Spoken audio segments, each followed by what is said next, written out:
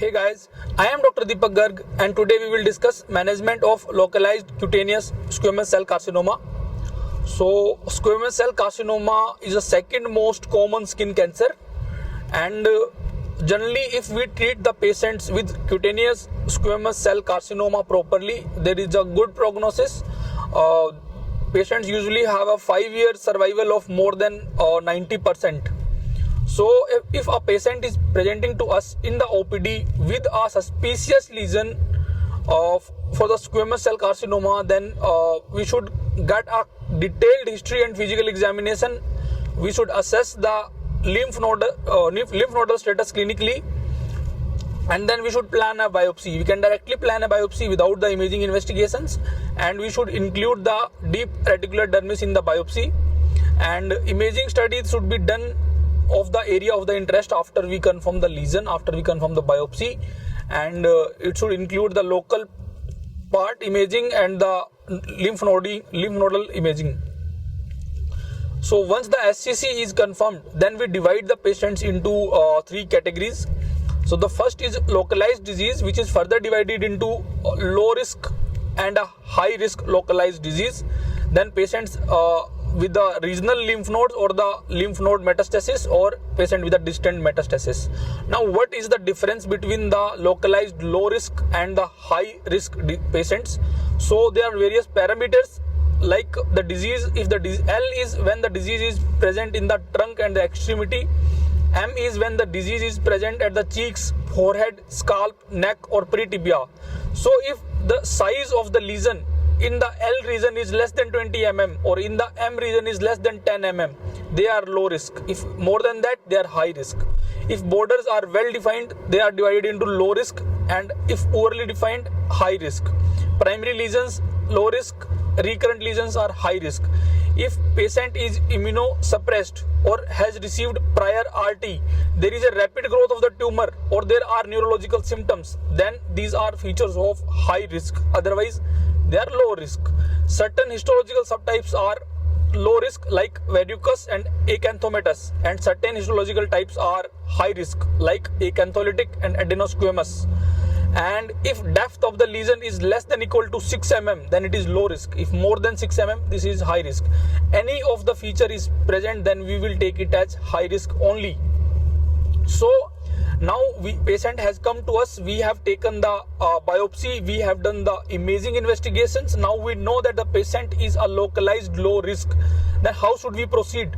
So we directly go, after that we should go for the surgery with the wide excision with the 4 to 6 mm of the margin that we will see in the next slide, how much margin we should take in each and every case. If the margins are negative, then we need not to do anything, we just follow up the patient.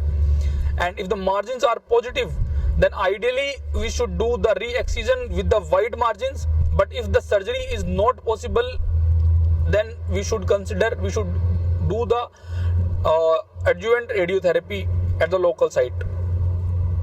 Now this is regarding the surgical margins. If patient is presenting with a well circumscribed less than 2 cm diameter, then more than equal to 4 mm margins are sufficient. If patient is low risk, more than 2 cm diameter lesion, then margins more than equal to 6 mm are sufficient. If high risk patient with 1 cm lesion, then more than equal to 4 mm. High risk with 1 to 1.9 cm, then more than equal to 6 mm. If high risk more than equal to 2 cm, then margins are more than equal to 9 mm are sufficient. So this table is showing us if any case of the squamous cell carcinoma, any stage, if we take a margin of more than equal to 1 cm or around 1 cm, then that is a sufficient margin. So, but we should take it in mind that if a peripheral rim of erythema around the squamous cell carcinoma should be assumed to be a tumor, and a margin should be beyond that erythema. Now if a patient is presenting with a localized high risk disease, then there is a query whether we should take a sentinel lymph node biopsy or not.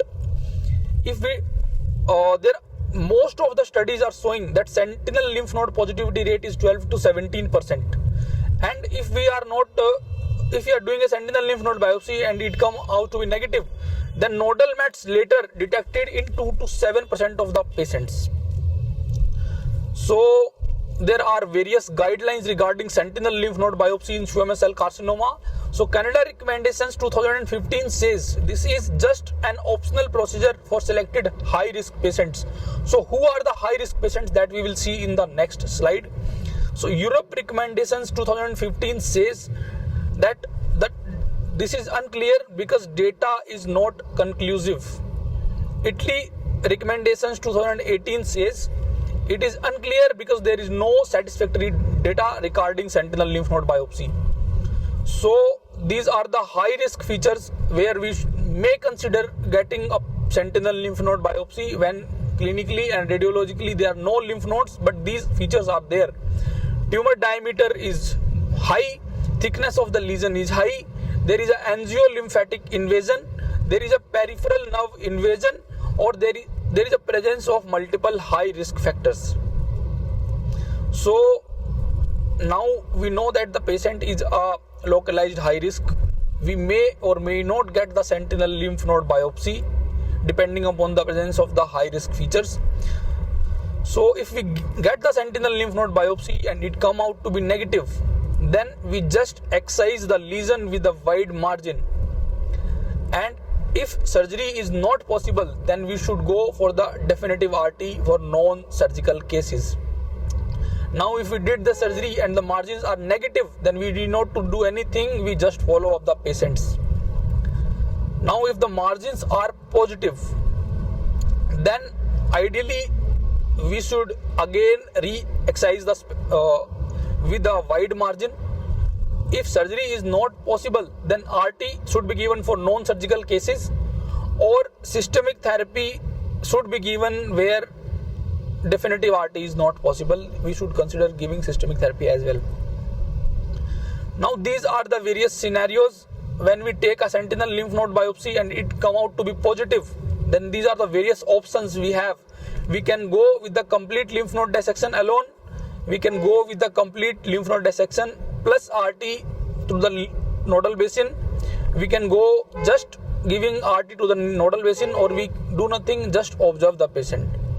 So at present, no studies to show any change in the overall survival. So whatever we do, the overall survival will be the same. But first three procedure, complete lymph node dissection alone, CLND plus RT, or RT alone, they are going to increase the local recurrence free survival, progression free survival, and event free survival, but there is no OS change.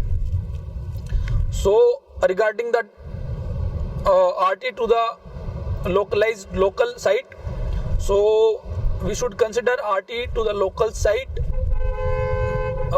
This is a paper from Rowe et al. From 1992 showing that the 5-year recurrence rate is 6.7% in the primary disease and 10% in the recurrent disease. That means there is a very high cure rate, but we should be able to risk ratio benefit, we should be able to consider that, and I think surgery should be preferred. And the multiple studies are showing that the cure rate is 90 to 93% after the definitive RT, and the 5-year recurrence rate is 4 to 7%. But risk of recurrence will increase as the size of the lesion increases. If we talk about the adjuvant RT to the local site after we have done the wide local excision, so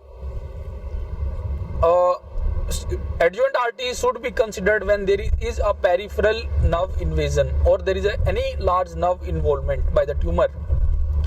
And another scenario is when we operated and the margins are positive and surgery is not possible, resurgery is not possible, then we should consider giving the adjuvant RT. These are the various superficial therapy options which are reserved for those patients with SCC in situ, and recommended superficial therapies are 5-fluorouracil, topical imiquimod, photodynamic therapies, and cryotherapy. So if we talk about the systemic therapy, there is no data from random RCTs where we can say that this systemic therapy is preferred. So it is unclear which chemotherapy for unresectable cases. So for rare cases where we need to consider the chemoradiation, we can give chemotherapy similar to chemotherapy for mucosal SCC. This is about the follow-up of the local disease. We should follow up the patients for every 3 to 12 months for 2 years, then every 6 to 12 months for next 3 years, and then annually for lifetime. And every follow-up we should get the complete skin and regional lymph node examination. And frequency of follow-up should be adjusted based on the risk of the patient, risk of recurrence. So in the next video we will discuss about the regional and the metastatic cutaneous squamous cell carcinoma that we'll see in the next video. Thank you guys. Thank you very much.